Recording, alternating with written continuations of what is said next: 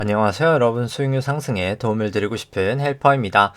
이제 사실 오늘 증시가 이제 끝이 났습니다. 올해의 증시는 마감이 되었고요. 내일 이제 휴장이기 때문에 내일 이제 방송은 휴방이고요. 이제 한 해 동안 좀 고생 많으셨습니다. 일단 뭐 진행 같은 경우에 이제 오늘은 코스피 움직였던 코스피 코스닥 같이 한번 살펴보도록 하고요. 그 다음에 이제 프로그램 매매 같이 한번 보고, 그 다음에 이제 코스피 200 코스닥 일중 수급 차트 살펴보고, 그 다음에 이제 12월 선물 만기 이후로부터 현선물 수급, 연초 이후로부터 이제 현물 수급 같이 한번 코스피 코스닥 간단하게만 보도록 하고요. 그 다음에 이제 뭐 코스피 코스닥, S&P 나스닥 뭐 등등등등 미국채 10년까지 좀 차트들 보기에 앞서서 먼저 밸류에이션 지표들 먼저 살펴보도록 하겠습니다. 일드갭과 이제 페드 모델로 이제 코스피 코스닥, 그리고 S&P 밸류에이션, 그 다음에 코스피 코스닥 신용잔고 추이 같이 보도록 하고요. 그 다음 이제 통화량 지표인 M2 데이터 대비해서 S&P 나스닥, 코스피 코스닥 지표 같이 보도록 하겠습니다. 그 다음에는 이제 일간 한국 수출액 대비해서 이제 코스피 시가총액 밸류에이션, 그 다음 이제 글로벌 GDP 대비해서 코스피 S&P 밸류에이션, 그 다음 이제 하이힐드 스프레드 같이 좀 보도록 하고요. 그 다음에 이제 코스피부터 뭐 코스닥, S&P, 나스닥, 뭐 니케이, 유로스톡스 등등 미국채 10년까지 차트 살펴보고, 그 다음에 이제 키스코홀딩스, 그리고 이제 뭐 우리금융지주, 뭐 그리고 현대해상 종목들 같이 한번 보도록 하고요. 그 다음에 이제 오늘 목요일이기 때문에 목요일날 보는 종목인 뭐 LG화학, 포스코, LG전자, 한국기업평가, 키움증권, 한국금융지주, 테슬라 종목들 같이 한번 보도록 하겠습니다. 뭐 그 다음에 이제 전체적으로 그냥 뭐 실질금리나 뭐 좀 매크로 돌아가는 거 뭐 간단하게 좀 반복해서 보도록 하고요.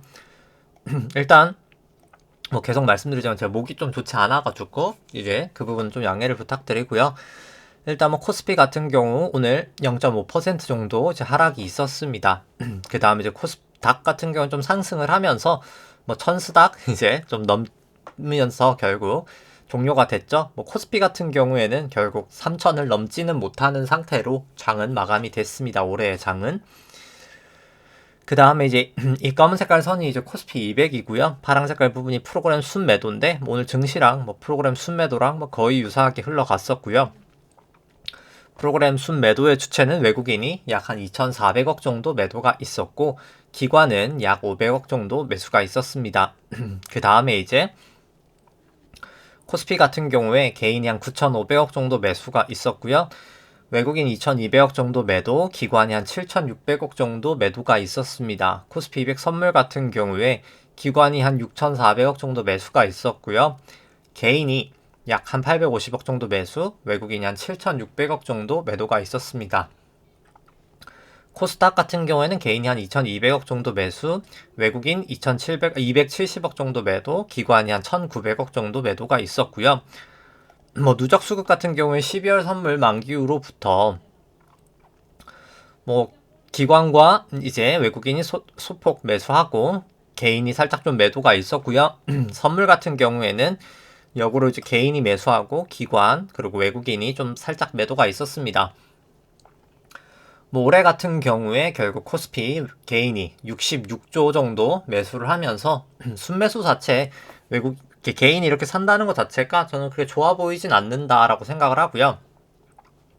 11월부터 외국인이 이렇게 조금 매수가 있는 것처럼 보이긴 하지만 사실 이게 70% 정도가 이제 쇼커버링 물량이거든요. 원래 외국인의 패턴이 연말에 쇼커버링하고 연초에 공매도 하는 패턴이 그냥 연례 행사하기 때문에 이제 그런 부분을 감안했을 때 뭐 연초에는 좀 다시 수급이 좀 안 좋을 확률이 높다. 그러니까 증시가 뭐 낮아진다 높아진다의 문제를 떠나서 그냥 이제 공매도 자체는 연초에는 한다. 이제 공매도 물량보다 외국인 이제 다른 수급이 더 들어오냐 마냐 이제 뭐 그거의 문제다라고 생각은 들고요. 그 다음에 이제 코스닥 같은 경우도 뭐 그냥 연초 이후로만 살펴보면 한 11조 정도 매수를 하면서 여기도 개인의 매수세가 결국 강했습니다. 올해 연중에 계속. 그 다음에 이제 차트는 나중에 살펴보고, 그 다음에 이제 일드갭이랑 이제 페드 모델 먼저 살펴보면 일드갭은 이제 주식 안에 있는 기대 수익률을 국고채 10년 금리로 이제 차감한 거고요. 이제 페드 모델은 나눈 수치입니다. 이제 둘 다 그냥 높을수록 저평가, 낮을수록 고평가고요. 뭐 코스피 뭐 여전히 아직까지는 저는 고평가 단계다라고는 보여지고요. 뭐 일드갭으로 보나 페드 모델로 보나 뭐 둘 다 그렇습니다. 좀 긴 시계열로 봤을 때는 뭐 그렇게 엄청 밸류에이션 부담이 뭐 아주 심한 단계까지는 아닙니다만 일드갭상으로는 뭐 페드 모델 상으로는 조금 더 밸류에이션 부담 있어 보인다라고 생각을 하고요. 그 다음에 이제 S&P랑 이제 코스피 같이 돼 있는 거 보시면은 뭐 조금 이격이 나 있지만 뭐 결국 저는 이제 미국 쪽이 조금 더 상대적으로 하락을 하리라 생각을 합니다. 밸류에이션상 좀 그렇게 되리라 보고요. 뭐 자사주 매입했던 거 세금 매기는 부분이나 이제 재무 구조 자체가 미국 쪽 계속 안 좋아지고 있는 점, 그 다음에 양적 완화가 끝나는 점 등을 고려할 때 제가 봤을 때 뭐 결국 미국 쪽 밸류에이션이 우리나라로 이제 결국 붙을 것 같다. 원래는 같이 가거든요. 그래서 결국은 그렇게 되리라 생각을 하고 그 다음에 이제 페드 모델 살펴보면 뭐 두 나라 다 이제 금리가 조금 살짝 과거 대비해서는 살짝 내려왔기 때문에 뭐 살짝 올라온 부분은 있지만 뭐 여전히 밸류에이션 부담 있어 보이고 저는 금리는 결국 더 올라간다고 봐서 페드 모델상 밸류에이션 부담은 뭐 결국은 점점 중기적으로 가중되지 않을까라고 보여집니다. 그 다음에 이제 신용잔고 추이 같이 한번 살펴보면 신용잔고 같이 한번 보시면은 이제 코스피랑 일단 먼저 코스닥 합산 신용잔고 같은 경우에는 23조 한 1000억 정도 다시 좀 돌아오면서 뭐 살짝 증가를 하긴 했습니다만 결국 고점 추세에서 추세를 이렇게 빠지고 있는 추세이기 때문에 그렇게 좋아 보이지 않는다. 레벨도 과거 대비해서 너무 높다라고 생각을 하고요. 신용잔고를 코스피 시총으로 이제 나눈 수치도 뭐 과거 이제 고점들 이미 넘어가 있는 상태이기 때문에 저는 충분히 좋지 않아 보인다, 안 좋아 보인다라고 생각을 합니다. 뭐 신용잔고 증감 척도도 이렇게 떨어질 때가 안 좋은 데인데 떨어지고 있죠. 좋아 보이지 않고요. 그다음 뭐 코스닥도 뭐 요거는 차트는 그냥 생략하도록 하겠습니다. 보여드리기만 하고 그 다음에 유동성 이제 M2 대비해서 S&P는 높을수록 고평가, 낮을수록 저평가인데 뭐 S&P나 나스닥이나 뭐 둘 다 컨버블 이후로 최고치기 때문에 밸류에이션 부담 있어 보이고 코스피랑 코스닥도 2018년 정도 밸류에이션 고점 정도 치고 빠지고 있는 추세이기 때문에 뭐 둘 다 그렇게 좋아 보이지 않는다라고 보여집니다. 그 다음에 이제 일간 수출액 대비해서 코스피 시가총액 같은 경우에는 빠지고 있는 추세죠. 뭐 그래서 개인적으로 뭐 계속 좋아 보이지 않는다라고 보여지고요. GDP 대비해서 이제 코스피 시총이나 S&P 같은 경우에도 과거 고점들이 이미 다 여긴 넘어가 있는 상태여서 뭐 밸류에이션 부담도 있어 보인다라고 보여집니다. 그 다음에 이제 하일드 스프레드 같이 보시면은 이제 200일 이동평균선 이제 소폭이나마 하회하고 있고 뭐 120 이동평균선도 하회하고 있고 50 이동평균선도 하회하고 있기 때문에 뭐 사실 크게 문제는 없다라고 보여지긴 합니다만 어차피 이렇게 계속 올라가고 방향성 자체가 결국은 올라가는 방향성이긴 하거든요. 지금 당장은 뭐 조금 내려오긴 했지만 뭐 계속 좀 조심할 필요성이 저는 있는 레벨이다. 뭐 계속해서는 생각을 합니다. 그 다음에 이제 차트 살펴보면 이제 코스피 같은 경우에는 코스피 200으로 보도록 하고요. 닷컴버블 저점부터 해서 이제 닷컴버블이 아니죠. 이제 IMF 저점부터 해서 닷컴버블 때까지가 이제 엘리어트 파동상 1파, 그 다음에 이제 닷컴버블 하락이 2파, 그 다음 금융위기 전까지 상승이 3파, 금융위기 하락부터 지루했던 조정 장세가 이제 4파, 그 다음에 이제 17년, 18년 상승이 이제 5파로 큰 1, 2, 3, 4, 5가 큰 1파로 완성이 되었다라고 보고요. 그 다음에 이제 A, B, C로 미중무역 분쟁, 코로나까지 떨어지면서 큰 2파도 완성이 되었다라고 봅니다. 뭐 최근에 이제 올라갔던 파동이 이제 3-1파, 지금이 이제 3-2파라고 보고요. 여기 똑같이 이제 저점하고 저점을 그어서 여기 이제 고점에다 올려놓으면 뭐 채널링을 할 수 있는데 여기 이제 고점에 거의 사실 다음 부근에서 조정을 보였기 때문에 뭐 그냥 여기가 이제 3-1이었다라고는 생각이 되는 것 같고요. 그 다음에 이제 이제 여기 3-1파 저점부터 살펴보면 이제 여기까지가 1파, 여기가 2파, 여기가 3파, 여기가 4파, 여기가 마지막 5파라고 보여지고요. 이제 2파랑 4파 저점을 그어가지고 3파 고점에다가 올려놓으면 채널링을 할 수 있는데 뭐 고점하고 고점 딱 잘 닿았었기 때문에 채널은 유효했다라고 보고요. 여기 이제 또 우파 깨질 때, 여기 깨질 때 뭐 두 번 정도 이제 팔 수 있는 기회는 있지 않았나라고 생각을 합니다. 그 다음에 여기 이제 A파 하락했고 B 올라가고 C로 이제 내려왔다라고 보고요. 그 다음에 이제 O랑 B랑 그어서 이제 A에다가 올려놓으면 여기도 이제 저점 다였기 때문에 뭐 채널은 유효했다라고 보고요. 여기 채널이 이제 깨졌다가 다시 올라갈 때 이제 C가 확실히 끝났구나 라고 좀 알 수 있었습니다. 그 다음에 이제 여기도 이제 4파랑 A파 저점하고 이렇게 그어서 채널링을 해본다 라고 보면은 이제 좀 하회를 하고 있죠. 계속해서. 그래서 뭐 추세가 그렇게 좋아 보이지 않는다 라고 생각을 합니다. 그래서 여기 ABC가 큰 A고 뭐 저는 계속해서 여기가 ABC로 A, B, C로 결국 B가 뭐 거의 나왔거나 뭐 나온다 하더라도 뭐 406에서 뭐 그냥 422 정도 이제 C가 뭐 이렇게까지 갔다가 빠진다 둘 중에 하나인데 일단 뭐 지금 계속 구름대를 벗어나지 못하고 있는 걸 봐서 구름대를 못 벗어나고 있죠. 이제 뭐 그 부분도 있고 볼린저 밴드가 상당히 모여 있잖아요. 그리고 26일 프랭스팬을 타고 가면서 지금 내려가고 있어서 뭐 좀 이렇게 계속 이렇게 계속 그냥 좀 빠져서 내려갈 가능성도 저는 좀 있다라고는 봅니다. 근데 뭐 볼린저 밴드라는 게 모여 있다가 벌어질 때가 뭐 위든 이제 밑이든 튄다는 얘기여서 뭐 어디로 갈진 모르겠지만 뭐 일단 뭐 구름대를 못 넘는 걸 봤을 때는 뭐 좀 그렇게 빠질 수 있는 가능성도 저는 충분히 있지 않나 라고 생각을 합니다. 좀 연초에 좀 그래도 좀 조심하시는 게 저는 맞지 않을까. 어차피 전 여기가 이제 B라고 봐서 어차피 B파 반등은 뭐 진짜 반등은 아니어서 좀 계속해서 좀 조심하실 필요가 있다. 뭐 그렇게 계속 생각을 하고 있고요. 이제 그 다음에 이제 코스닥 같은 경우에 여기 5파 고점 치고 A, B, C, A로 빠지고 B 올라가고 아마도 이게 C의 1이고 C의 2고 저는 C의 3이지 않을까. 뭐 계속해서 일단 생각을 합니다. 일단 뭐 아직까지는 그렇게 생각을 하는데 일단 뭐 여기는 이제 볼린저 밴드 그냥 타고 가고 있고 뭐 그냥 괴선들로 봤을 때는 뭐 다 호전돼 있어서 뭐 추세상으로는 큰 문제가 없다. 추세상으로는 문제가 없지만 그냥 모양새가 제가 봤을 때 이게 상승 파동이라고 하려면 결국 일단 여기 고점은 일단 좀 넘겨야 좀 그나마 그렇게 볼 수 있는 가능성이 있지 않을까. 그래서 일단 여기를 넘냐 마냐가 저는 좀 중요할 것 같고요.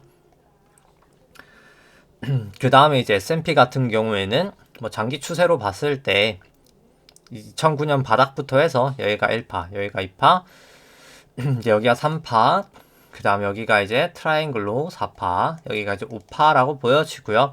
뭐 결국 저는 곧 ABC로 저는 좀 크게 빠지지 않을까라고는 뭐 계속 생각을 하고 있습니다. 그 다음에 이제 5파 쪽을 일봉으로 한번 보면은 이제 여기까지가 1파, 여기가 2파, 여기가 3파, 여기가 4파라고 보고요. 그 다음에 여기까지가 1파, 2파, 3파, 4파로 마지막 5가 저는 여기 이제 끝이 나지 않았나. 뭐 그렇게 보는데 일단 뭐 전고점을 넘어서 이제 과거에 이렇게 보던 가능성이 전보다는 낮아진 게 사실이고요. 이제 전고점을 넘었기 때문에. 근데 뭐 나스닥은 못 넘어서 뭐 좀 더 봐야 되긴 하겠지만 이제 뭐 나스닥까지 넘어가면 이제 의견을 바꿔서 좀 더 갈 수 있다. 라고 사실 의견을 바꿔야 될 것 같은데 뭐 일단 아직까지는 뭐 그냥 여기 내려갈 때 거래량 올라가고 올라갈 때 오히려 거래량 떨어지고 내려갈 때 거래량 올라가고 올라갈 때 거래량 이렇게 떨어지는 모습을 봤을 때는 뭐 저는 이제 아직까지는 조금 내려갈 가능성이 더 높다라고는 봅니다. 그리고 이제 볼린저 밴드를 지금 타고 가야 되겠어서 이제 결국 이 볼린저 밴드를 타고 가냐 아니면 이탈해서 빠지냐의 문제다라고 보여지고요. 일단 뭐 추세상으로는 문제는 없습니다. 뭐 다 호전돼 있기도 하고요. 그 다음에 이제 분봉으로 좀 살펴보면 뭐 저는 일단 여기가 아직까지는 오라 보고 A, B, C로 A, B, C로 A파 나오고 나서 그 다음에 이제 여기까지가 저는 이제 A고 그냥 여기가 이제 B고 지금이 아마 이제 C지 않을까 이렇게 생각을 합니다. 아까 A, B, C 그러니까 그게 이제 B가 되는 거죠. 그래서 이제 여기도 불규칙 조정이 나오고 이 B 자체에서도 불규칙 조정이 나오고 여기도 지금 불규칙 조정이 나오는 게 아닐까. 불규칙 조정이라는 게 이 오파보다 B의 고점이 높은 게 불규칙 조정이거든요. 근데 물론 이제 불규칙 조정이 그렇게 뭐 흔히 나오는 패턴은 또 아니기 때문에 뭐 아닐 가능성도 있다. 전고점을 넘겼다는 것 자체가 뭐 과거보다는 뭐 사실 하락 가능성은 좀 낮아졌다라고 보시는 게 더 맞긴 합니다. 그러니까 저는 내려간다고 보지만 확증할 수 있는 가능성이 좀 더 내려갔다라고 보는 게 맞는 거죠. 그리고 뭐 120분 분봉상으로 보더라도 볼린저 밴드 엄청 모여 있잖아요. 그래서 곧 위든 미치든 저는 좀 틸이라 보고요. 뭐 특히 이제 나스닥 같은 경우에 보시면은 뭐 나스닥은 뭐 여기가 계속해서 좀 지지 저항선을 보였던 라인입니다. 여기 한 16,422 요 정도 라인이 지금도 딱 그 정도 라인에서 좀 지지 저항을 계속 보이고 있죠. 그래서 여기를 지금 하회를 하느냐 마느냐가 좀 중요하고 하회한 다음에 다시 여기를 뚫고 돌파를 하냐 마냐 아니면 그게 이제 좀 중요하리라 계속 생각을 합니다. 일단 여기도 이제 전고점을 좀 넘어야 나스닥까지 넘어야 제가 조금 더 이제 좀 신뢰도 있게 상방으로 볼 수 있지 않을까라고 생각을 하고요. 뭐 아직까지는 그냥 여기도 똑같이 A 떨어지고 나서 A, B, C로 B가 나온 거지 않을까라고 생각을 뭐 아직까지는 계속해서 하고 있습니다. 그리고 이제 현물 기준으로 오늘 드디어 이제 기준선 방향 자체가 이제 내려갈 수 있는 날입니다. 왜냐면 고점이 딱 26일 전이잖아요. 그러니까 이제는 오늘 여기 이제 하나 29일이니까 꽂히면은 여기서 여기까지잖아요. 왜냐면 그러면 이제 고점이 여기가 되는 겁니다. 그러니까 고점 자체가 내려오다 보니까 기준선 방향 자체가 살짝 내려오긴 할 거거든요. 그래서 이제 이 방향을 따라가면서 우리나라처럼 이 후행 스팬이 이 주가를 따라서 이제 내려가냐 마냐가 저는 좀 중요하지 않나. 아니면 안 내려가면서 그냥 이렇게 호전이 되면서 전고점을 넘어버린다. 뭐 그럼 이제 미련 없이 상승으로 봐야 되지 않을까. 뭐 그렇게 보는데 뭐 S&P나 나스닥이나 일단 뭐 S&P는 여긴 뭐 넘었으니까 뭐 여기에 문제는 아니고 나스닥 여기 이제 후행 스팬이 좀 중요하지 않을까 뭐 그렇게 생각을 합니다. 뭐 비트코인은 뭐 여전히 여기 이제 1, 2, 3, 4, 5가 이제 5의 1이냐 5가 끝이 났었냐 예 계속 문제가 되는 것 같고요. 뭐 일단 뭐 저는 뭐 계속 좀 그렇게 좋아 보이지는 않는다라고 보는데 뭐 좋게 보려면 결국 전고점을 좀 넘어야 되지 않나 뭐 그렇게 생각합니다. 전고점 넘으면 또 크게 올라가리라 생각은 하는데 뭐 그전에는 좀 보수적으로 보는 게 맞지 않나.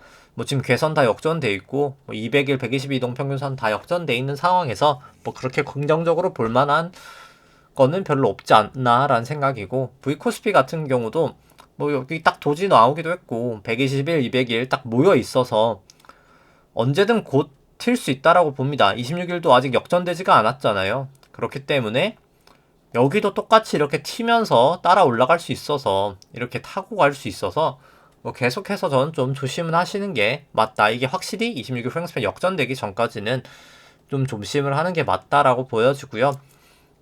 필라델피아 반도체 지수도 일단 볼린저 밴드는 좀 하회해서 뭐 저는 이제 그렇게 좋아 보이진 않는다. 계속해서 한 이 정도부터 얘기를 드리지만 더 올라가긴 했어도 이젠 사실 여기서 따라 올라가기는 저는 좀 부담스럽다 라고 계속 생각은 듭니다. 뭐 니케이 같은 경우도 결국 여기 그냥 5파 고점 치고 A 그 다음 B, C에 1, CA, C에 3으로 저는 결국 빠지지 않을까 생각을 하고 있고요. 뭐 여기서 볼린저 밴드 모여 있어서 위든 미치든 튈 것 같고 여긴 구름대 미치고 여기도 볼린저가 아니라 이제 괴선들 다 모여 있어서 그렇게 증시가 좋아 보이진 않습니다. 여기도 똑같이 26일 후행 스팬이 이렇게 따라 내려갈 가능성이 좀 높다라고 보고요. 그 다음에 여기도 이제 유로스톡스도 여기 구름대를 계속 못 넘었는데 넘냐 마냐 결국 여기도 26일 후행 스팬 딱 걸려 있잖아요. 따라서 이렇게 훅 빠지느냐가 지금 관건인 것 같습니다. 26일 후행 스팬이 돌파를 하면서 구름대가 돌파를 할지 아니면 따라서 이렇게 빠지면서 26일 후행 스팬도 이렇게 떨어질지 두 개를 좀 봐야 되지 않을까 생각을 하는데 뭐 기준선 방향도 좀 내려오고 있긴 해서 뭐 저는 뭐 그렇게 좋아 보이진 않는다라고 계속 생각을 합니다. 뭐 항생 여전히 뭐 추세 좋지 않고요. 뭐 상해 종합도 뭐 기준선 부근까지 반등은 했지만 뭐 중국 쪽 물가 지금 워낙 높은 상황이기 때문에 뭐 그렇게 좋아 보이지 않습니다. 중국 쪽은. 그 다음에 이제 달러 인덱스 같은 경우에는 볼린저 밴드 계속 모인 상태로 이제 좀 횡보를 하고 있는데 뭐 곧 위든 미치든 튈 것 같아서 뭐 좀 보고 대응을 하시는 게 맞지 않을까 생각은 들고요. 달러 원 같은 경우도 결국 곧 위든 미치든 튈 것 같습니다. 여기도 볼린저 밴드 모여 있고 26일 프랭스 팬 딱 뒤에 걸쳐 있어서 변동성 좀 커지리라 보고요. 결국에 뭐 WTI는 이제 여기를 넘냐 마냐인 것 같은데 뭐 저는 좀 못 넘을 가능성도 있지 않나. 그냥 이게 1, 2든 아니면 A, B, C든 결국은 좀 빠질 가능성이 더 높지 않나라고는 보는데 일단 구름대를 넘냐 마냐가 중요할 것 같고요. 금 같은 경우에 이제 어제는 또 다시 이제 실질금리 반등을 하면서 좀 하락을 했고요. 여기 이제 구름대를 넘지 못하고 여기도 똑같이 A, B, C든 1, 2, 3이든 좀 빠지지 않을까. 실질금리랑 반대로 움직이기 때문에 뭐 그렇게 생각을 하고요. 국고채 금리 이제 오늘 반등을 했는데 이제 결국 여기가 A, B, C로 끝이 났냐 아니면 A, B, C 다음에 B냐의 문제긴 할 텐데 결국에 뭐 어찌됐던 간에 중기적으로는 전 더 간다라고 봅니다. 이제 국채 금리는 사실 좀 올라갈 사이클이라 보고요. 미국채 금리 같은 경우도 여기 이제 꽤 장대 양봉을 어제 사실 나왔었는데 한 7bp 정도 상승하면서 장대 양봉 나왔다가 오늘 다시 좀 하락하고 있지만 뭐 결국 저는 좀 미국채 금리는 좀 반등하지 않을까 중기적으로는 뭐 계속 그렇게 좀 보고 있고요. 그 다음에 이제 뭐 키스콜링스 같은 경우에 이제 오늘 하락을 하면서 일단 볼린저 밴드 하단까지 내려왔습니다. 이제 뭐 가장 안 좋다라고 하면 볼린저 밴드 하단 벌어지면서 주가가 빠지는 게 뭐 가장 안 좋은 상황일 것 같고요. 뭐 그 전에 전환선 기준선 넘고 26일 프랭스팬 딱 호전되는 게 좋을 텐데 뭐 일단 뭐 지금 당장 특별한 뭔가 이제 모멘텀이라는 게 없기 때문에 이제 결국 좀 좀 수급이 이렇게 없기 때문에 이제 좀 약간 뭐라고 해야 될까요? 투신 쪽 계속 매도 물량이 있는데 아마 함투 밸류겠죠. 뭐 그쪽에 계속 좀 휘둘릴 가능성도 없지는 않다. 뭐 그렇게 생각을 합니다. 뭐 여기 결국 주주 환원 정책이 계속 중요하다라고 보여지고요. 현재 주가 이제 14,500원 정도 되고 실적 전망치 이 정도 되는데 뭐 결국 나오면 주가는 솔직히 한 7만 원까지도 가야 되는 주가인데 뭐 결국 주주 환원 정책이 없으니까 모멘텀이 없어서 계속 빠지고 있고요. 아무래도 수급 자체는 이제 투신 매도 물량이 계속해서 나오고 있고 해서 좀 빠졌지만 뭐 결국 여기 주주 환원 정책이 뭐 내년에 어차피 결국 뭐 딱 무조건 할 수 있는 건 아니겠지만 한다라는 건 아니지만 어차피 주식담보대출 받은 거 한 400억 가량 어차피 갚아야 되고 그 돈 이제 현금이 없으니까 결국 주식담보대출 받은 거잖아요. 어차피 회사에서 빼야 될 텐데 뭐 배당 본인들이 그렇게 크게 받지 못하기 때문에 왜냐면 이제 대주주 분의 중에서 지분율들이 좀 낮은 분들이 이제 상속 받은 것 때문에 지금 주식담보대출 받은 거거든요. 그래서 배당금으로는 다 커버가 안 될 거기 때문에 배당금을 늘리지 않는 이상 아마 이제 유상감자를 하든 무상증자를 하든 아니면 뭐 자사주 소각을 하든 뭐 셋 다 하든 뭐 둘만 하든 뭐 어떤 방식으로든 간에 뭐 결국은 좀 하지 않을까 생각을 합니다. 이제 그때 조금 더 추세를 받고 갈 수 있지 않을까 생각은 들고요. 뭐 그 다음에 이제 현대해상 같은 경우에는 뭐 계속 추세가 좋지 않습니다. 이제 외국인 매도하는 게 있다 보니까 뭐 추세가 계속 좋지는 않고요. 근데 뭐 결국 바닥을 잘 잡아줘서 뭐 이제 약간 좀 사기만 한다라고 치면은 뭐 사실 회사 자체는 지금 충분히 저렴하긴 해서 뭐 추세 자체는 안 좋은 건 사실입니다만 충분히 이제 저평가돼 있는 회사라고는 뭐 계속해서 생각을 합니다. 뭐 길게 봐서는 좀 금리도 올라간다고 봐서 결국에는 좀 금리 인상할 때 결국 손해보험이 수혜를 받을 수밖에 없기 때문에 지금 저평가된 거는 뭐 결국은 다 좀 메워지리라고는 장기적으로 생각을 하고요. 우리금융 지주 같은 경우에는 그나마 좀 수급이 좋다 보니까 뭐 크게 낙폭이 크진 않았습니다. 근데 일단 뭐 배당락 때문이긴 하나 일단 뭐 기준선 밑으로 내려왔고 26일 프랭스팬도 역전은 됐기 때문에 여기를 이제 호전이 되는지 마는지가 뭐 가장 중요할 것 같습니다. 근데 뭐 여기도 똑같이 그냥 기대 수익률 상으로는 충분히 좀 저평가가 되어 있다 생각은 들고요. 그 다음에 이제 오늘 보는 종목들 같이 한번 보도록 하겠습니다. LG화학부터 먼저 보면은 현재 주가 21만원 정도 되고요. 나머지 실적 전망치 이 정도 나온다라고 했을 때 뭐 그냥 거의 지금 적정한 주가다라고 생각을 합니다. 이제 많이 빠진 지금 주가가 그냥 적정해졌다라고 보여지고요. 그 다음 뭐 기대 수익률로 봤을 때도 뭐 이제는 비싸 보이진 않는다. 충분히 비싸 보이진 않는 주가까지는 내려왔다. 뭐 그렇게 생각을 합니다. 그 다음에 이제 차트를 살펴보면 뭐 LG화학 같은 경우에 뭐 정말 여기도 이제 끝도 없이 좀 빠지고 있고요. 뭐 일단 여전히 추세는 좋지 않아서 뭐 섣불리 여기도 손이 가진 않는다. 뭐 결국 전환선 기준선이라도 둘 중 하나라도 넘어갈 때 뭐 일부 매수를 하는 게 맞지 않을까 싶은데 뭐 저는 일단 그렇게 사실 LG화학 좋게 보지는 않고요. 왜냐면은 아직 뭐 배터리 쪽이 어떤 형으로 뭐 파우치로 갈지 각형으로 갈지 뭐 어떤 스타일로 갈지가 지금 아직 너무 춘추전국 시대이긴 해가지고 뭐 저는 굳이 이제 불확실성이 있는 거를 사야 될까에 대해서는 물음표긴 합니다. 그러니까 일정 부분 그냥 포트폴리오 삼아서 뭐 들어가는 건 당연히 괜찮겠습니다만 좀 비중 있게 들어가기에는 뭐 좀 불확실성이 있는 거는 저는 좀 그렇게 좋아 보이진 않는다라고 생각은 하고요. 그 다음에 이제 뭐 포스코 같은 경우에는 현재 주가 27만원 정도 되고 뭐 나머지 실적 전망치 정도 나온다라고 했을 때 여기는 뭐 충분히 저평가는 되어 있다라고 보여지고요. 그 다음에 이제 포스코 같은 경우에 상대가치 평가로 봤을 때 뭐 기대 수익률은 충분히 뭐 저평가가 되어 있다라고 보여집니다. 그 다음에 이제 포스코 같은 경우 추세가 좋지는 않습니다. 뭐 지금 전환선 기준선 하회하고 26일 프랭스팬도 역전이 됐기 때문에 그리고 계속 구름대를 넘지는 못하고 있죠.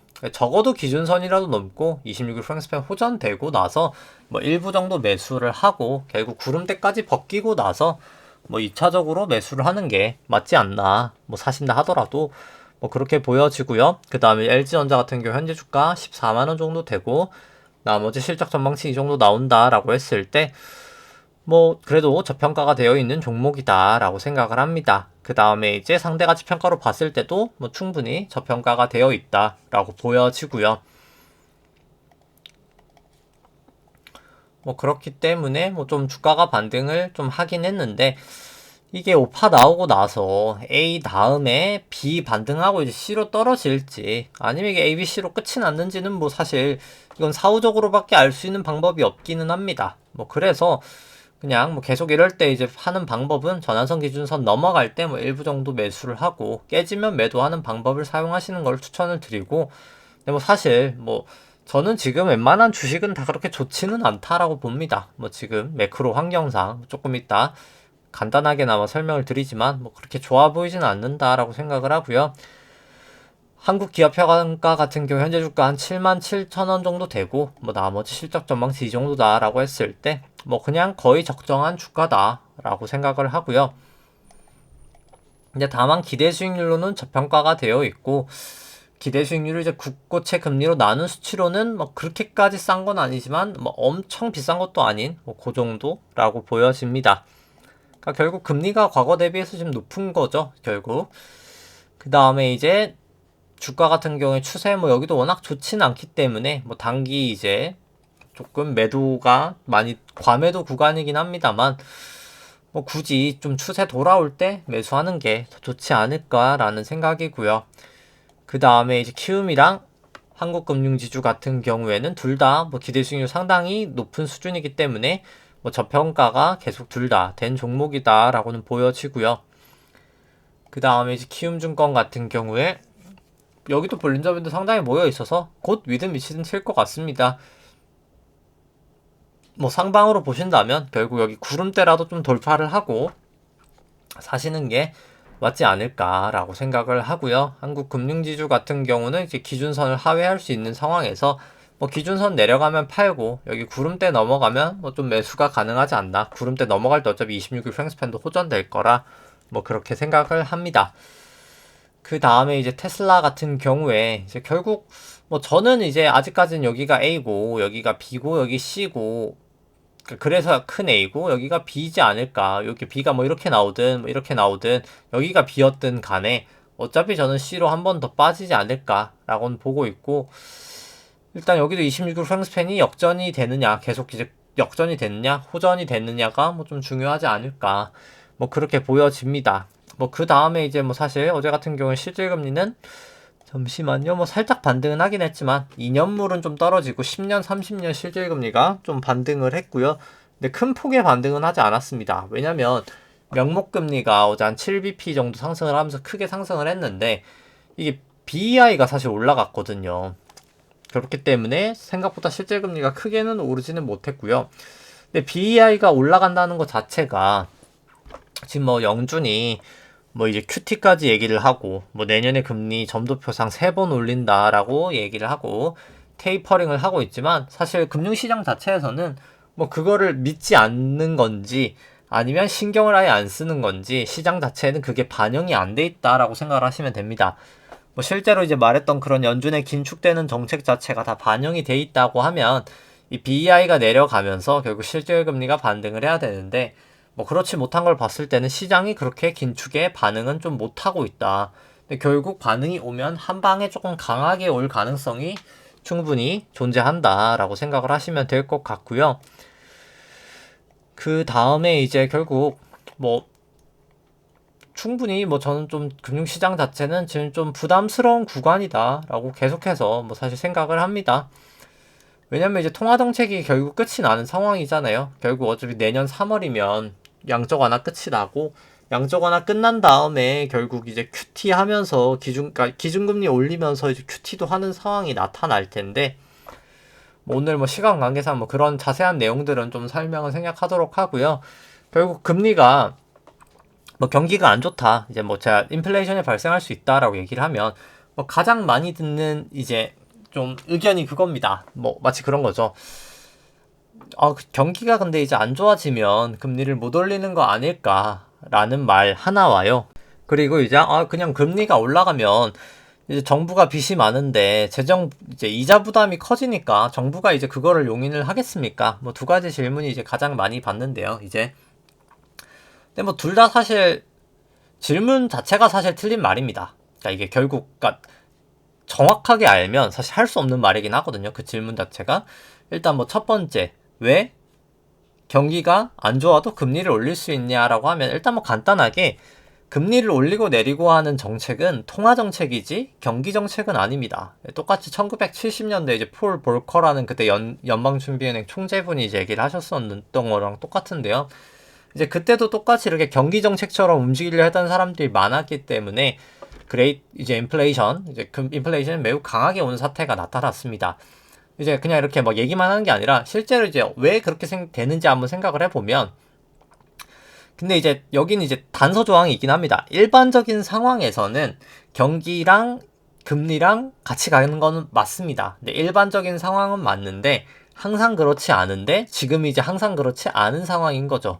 그럼 이제 중요한 건 왜 지금은 항상 그렇지 않은 상황이 돼버렸냐인 건데 뭐 1970년도 이때 이제 똑같이 이제 인플레이션이 매우 강하게 발생했던 때가 있었습니다. 근데 그때랑 지금이랑 딱 이 1960년부터 지금까지 딱 유일하게 똑같은 공통점이 하나가 있습니다. 이때랑 지금이랑 둘 다 물가가 되게 높죠. 이 코어 PCE가 소비자 물가라고 생각하시면 되는데요. 이렇게 둘 다 물가가 높은 상황에서 공통점이 있다라고 하면은 완화적인 통화 정책과 확장적인 재정 정책을 이제 동시에 사용하는 때인 겁니다. 이때나 지금이나. 그럼 이제 왜 그게 문제가 되냐라고 생각을 하면 이제 과거에는 완화적인 통화 정책을 할 때 그러니까 그렇기 때문에 이제 양적 완화를 많이 하면서 이 자산이 많이 늘었었잖아요. 이 부채도 많이 늘었고 자산이 느니까 부채가 느는 거고 뭐 부채가 느니까 자산이 느는 건데 그러다 보니까 뭐 인플레이션이 오지는 않았습니다. 그리고 뭐 사실 금리를 올려야 될 이유도 크게 없었죠. 왜냐면 이게 금리를 올린다는 것 자체가 이 연준의 자산과 특히 이제 부채 계정, 이 부채 계정이 하락하면 그 부채 계정이 하락하는 걸 막기 위해서 이게 하락하면 인플레이션이 발생하거든요. 이 하락하는 속도를 줄이기 위해서 기준금리를 올린 겁니다. 왜냐면 이 지급준비금이라는 거가 자체가 이 기준금리에 영향을 받거든요. 그래서 금리를 높여주면 이 지급준비금이 덜 떨어지기 때문에 그러니까 지급준비금이랑 이 RRP가 둘 다 기준금리에 연동이 되거든요. 그렇기 때문에 둘 다 금리를 높여주면 얘네가 줄어드는 속도가 덜하기 때문에 금리를 올리는 겁니다. 근데 이제 경기가 안 좋으면은 실제로 이게 줄지가 않아요. 원래 일반적인 상황에서는. 그래서 이제 일반적인 상황에서는 경기가 안 좋으면 금리를 못 올린다라는 게 맞습니다. 그러니까 정확하게는 못 올리는 게 아니라 올릴 필요가 없는 거죠. 왜냐면 이 부채가 안 줄어들면 굳이 금리를 올릴 필요가 없는 거거든요.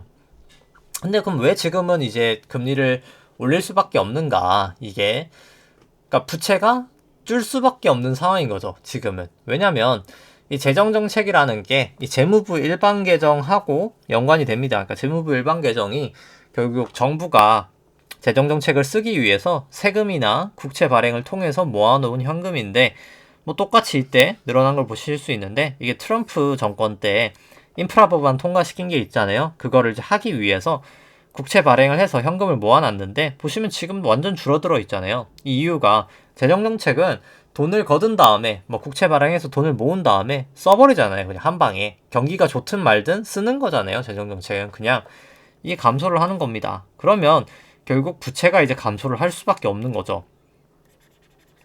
그런 상황이 나타나기 때문입니다. 근데 이제 역으로 그렇게 생각하면 이 부채가 감소하니까 뭔가 다른 부채를 이때처럼 RRP를 늘리면 되지 않겠습니까?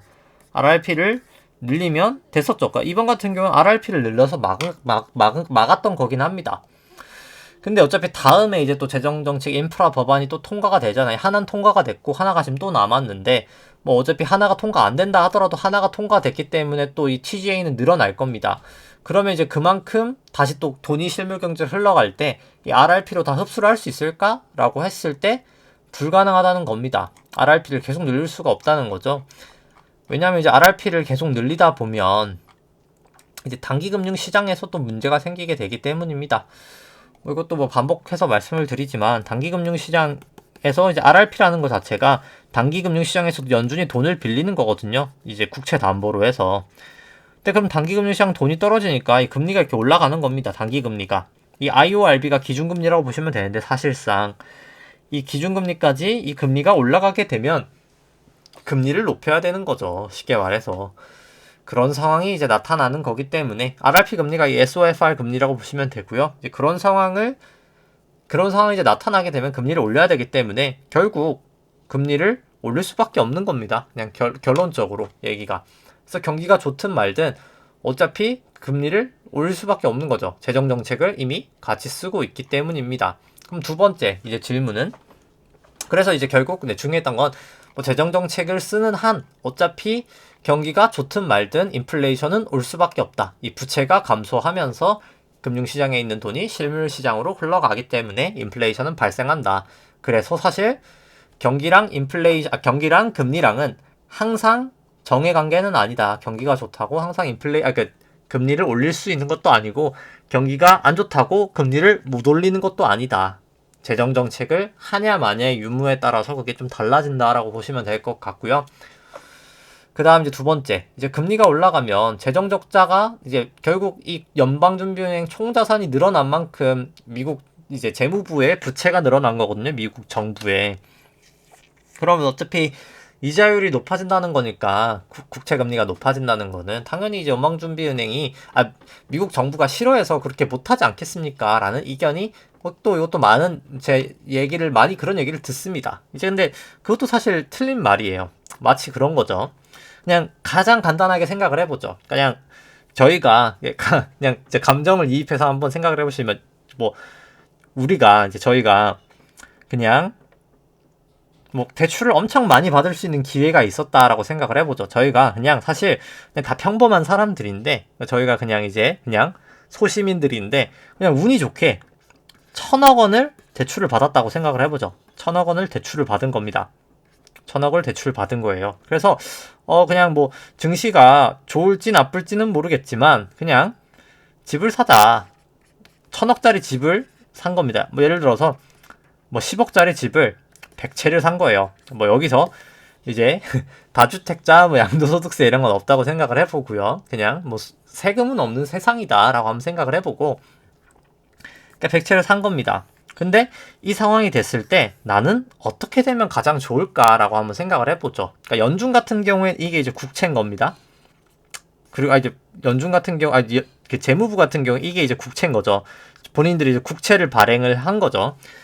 근데 이때 내가 가지고 있는 이 포트폴리오 결국 좀 반대로 해야 되긴 하는데 여기가 이제 자산인 거고 여기가 나의 부채인 거잖아요. 똑같이 이제 천이 되면서 내 자기 자본은 빵인 상황인 거죠. 제가 대출만 한 거니까. 그럼 여기서 자기 자본을 가장 빠르게 늘릴 수 있는 방법은 무엇일까? 내가 만약에 정책을 결정할 수 있는 사람이라면 그때 이제 할 수 있는 게 완화적인 통화 정책과 확장적인 재정 정책입니다. 근데 그걸 하면 무조건 경기가 좋든 말든 인플레이션이 발생한다 했잖아요. 인플레이션이 발생한다는 것 자체가 집값은 올라간다는 겁니다. 뭐 집이든 주식이든 뭐 결국엔 올라가긴 할 거예요. 이게 길게 봤을 때는. 뭐 저는 증시는 지금 단기적으로 안 좋다라고 보는데 단기적으로 결국 안 좋았다가 뭐 미국은 좀 꽤나 길게 안 좋을 수도 있다라고 보는데 어차피 이제 명목적인 주가 자체는 올라갈 겁니다. 그러니까 물가 대비해서 못 따라가는 거지 그냥 명목적인 주가 자체가 10,000원에서 20,000원 갈 수 있는 거죠. 근데 이제 10,000원에서 20,000원을 갔어도 이제 10,000원으로 살 수 있었던 물건을 20,000원으로도 살 수 없는 그런 상황이 돼서 사실 손해라는 개념인 거고요. 근데 결국 인플레이션이 오면 이 집값 자체는 올라갈 겁니다. 그러면 이제 이 대출 같은 경우에는 인플레이션이 오니까 그러니까 뭐 집값이 10배 올랐다고 뭐 그냥 극단적으로 생각을 해보죠. 그냥 인플레이션이 강하게 와서 집이 2배가 됐다고 생각해보죠. 그럼 집이 2천억이 됩니다. 그러면은 대출이 2배가 올라가나요? 아니죠. 대출은 1,000억이죠. 근데 이때 똑같이 그냥 대출 금리가 3%였다고 생각을 해보죠. 근데 그럼 물가가 많이 올라가서 대출 금리가 10%가 됐다고 생각을 해보죠. 근데 1,000억이 2,000억이 돼서 차익이 1,000억이 생겼는데 여기서 뭐 대출금리 7% 해봐야 70억인 게 의미가 있나요? 사실 극단적으로 이런 거거든요. 어차피 대출 원금 자체가 중요한 거지 이자율 자체는 뭐 2배가 아니라 3배가 돼도 의미가 없는 겁니다. 왜냐면 인플레이션 자체가 나오면 뭐 5% 막 7% 이렇게 나올 텐데 지금만 해도 인플레이션 미국이 소비자 물가 6.8%잖아요. 이런 상황에서 금리가 뭐 1%, 2%, 뭐 3% 올라가는 게 중요한 게 아니라 어차피 소비자 물가 6.8%라는 거는 미 정부 부채가 6.8%가 그냥 자동적으로 올해 사라졌다는 말이거든요. 그런데 뭐 지금 올해 미국채 금리가 0.4%에서 1.5%로 1% 올라간 게 재정 부담으로 느낄까요? 아니면 빚이 사라진 걸 더 좋아하고 있을까요? 라고 생각을 해보면 애시당초 아까 그 질문 자체가 말도 안 된다는 이유라는 거를 좀 아실 수가 있을 겁니다. 그래서 사실 인플레이션세라는 단어가 생각보다 많습니다. 아까 마치 그런 거죠. 인플레이션을 우리가 너무 오랜 시간 동안 겪어보지 못했기 때문에 1970년 후반 이후로 인플레이션이 온 적이 없었기 때문에 제대로 된 인플레이션이 뭐 사실 지금 금융시장에 있는 사람이나 대부분 뭐 살아계신 모든 분들이 웬만해서는 인플레이션을 경험을 잘 못 해보신 겁니다. 대부분. 그러니까 지금 이제 금융시장에 활동하는 사람 자체가 뭐 대충 한 50대 이전 분이실 거 아니에요? 뭐 많아야 60대 분? 뭐 7, 80대 분들이 막 투자를 그렇게 적극적으로 하시진 않을 테니까요. 그래서 뭐 젊은 시절에 다 인플레이션을 겪지 못했던 세대이기 때문에 이 인플레이션세에 대한 게 조금 그렇게 말이 좀 안 와닿으실 수 있긴 하지만 생각보다 정부의 재정 적자를 없애는 데는 인플레이션이 매우 효과적이고 실제로 정부들이 의도적으로 그렇게 했던 적이 상당히 많았다. 영국부터 해서 뭐 미국이면 뭐며 항상 많았기 때문에 저는 이제 파월 의장 자체가 이렇게 과하게 통화 정책을 많이 써서 계속 뭐 인플레는 일시적이다 하면서 테이퍼링을 안 하면서 양적 완화를 계속하고 금리를 계속 안 올리면서 BEI 자체를 끌어올렸던 게 저는 오히려 인플레이션을 야기하기 위해서였다라고 생각을 합니다. 보이지 않는 세금을 저희가 내게 되는 거겠죠. 왜냐면 정부들은 재정 적자를 많이 쌓았는데 어차피 그 돈을 안 갚은 이상 누군가는 그 돈에 대한 피해를 보는 거잖아요. 그 피해를 보는 사람들이 어차피 인플레이션 해치가 안 되는 자산을 가진 대다수의 이제 서민들이 되겠죠. 인플레이션 해치 자산을 안 가진 사람들이 될 테기 때문에 뭐 우리가 이제 그렇게 굳이 피해를 보는 사람이 될 필요는 없고 뭐 저는 그렇게 수혜를 받는 쪽의 섹터에 자산을 사야 된다라고 생각을 하는데 뭐 지금 당장은 당연히 아니라고 보고요. 미국채의 10년물 기준으로 지금 마이너스 한 0.98 정도 되는데 한 1에서 2 정도 될 때 이제 인플레이션에 해지되는 자산을 사자. 근데 그 전에는 사실 국내 주식도 안 좋고 미국 주식은 더더욱 매우 안 좋다라고 보고 금도 안 좋다라고 보고요. 주택도 그렇게 좋지 않다라고 봅니다. 이 1에서 2% 갈 때 금이 가장 좋다라고 보는데 금은 현금 흐름은 발생은 안 하잖아요. 그래서 그거 가지고 뭐 생활을 할 수는 없잖아요. 금 가지고 생활은 못 하잖아요. 이제 돈이 발생은 안 하니까 포트폴리오에 금이 가장 좋다고는 하나 현금 흐름이 발생하지 않는 자산을 너무나 많이 들고 있는 거는 좋지 않기 때문에 금과 이제 주택 관련된 ETF 아니면 이제 미국 쪽은 상당히 많거든요. 에쿼티 ETF 아니면 이제 한국 쪽 주택, 특히 이제 상업용 부동산보단 주택이 조금 더 인플레이션 해치에 좋습니다. 실제로 이런 경우에 이제 뭐 그런 자산들 쪽을 조금 더 공격적으로 하시는 게 필요하지 않을까.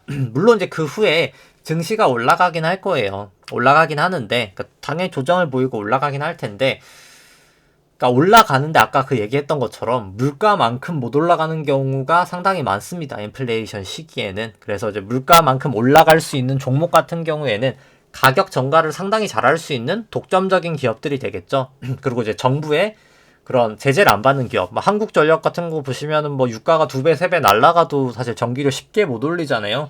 물론 뭐 내년에 이제 대선 끝나고 두 차례에 걸려서 올린다라고는 하지만 이미 뭐 올릴 시기를 지났고 그 2번 올린다 하더라도 그렇게 많이 올리는 것 자체가 아니기 때문에 뭐 그런 종목들은 당연히 좋지 않고 뭐 밸류에이션을 좀 봐야 되겠지만 뭐 예를 들어서 명품 같은 거 뭐 물가가 올라가서 가격 올린다고 해서 명품 안 사지 않거든요. 뭐 느낌을 드리는 겁니다. 이제 이런 느낌의 업종들을 사야 되는 거죠. 뭐 가격 올려도 뭐 그게 뭐 어때서 아니면 가격을 올려도 신경조차 안 쓰거나 가격을 올려도 울며 겨자 먹기로 사야 되는 그런 섹터를 사야 되는 겁니다. 주식 쪽은.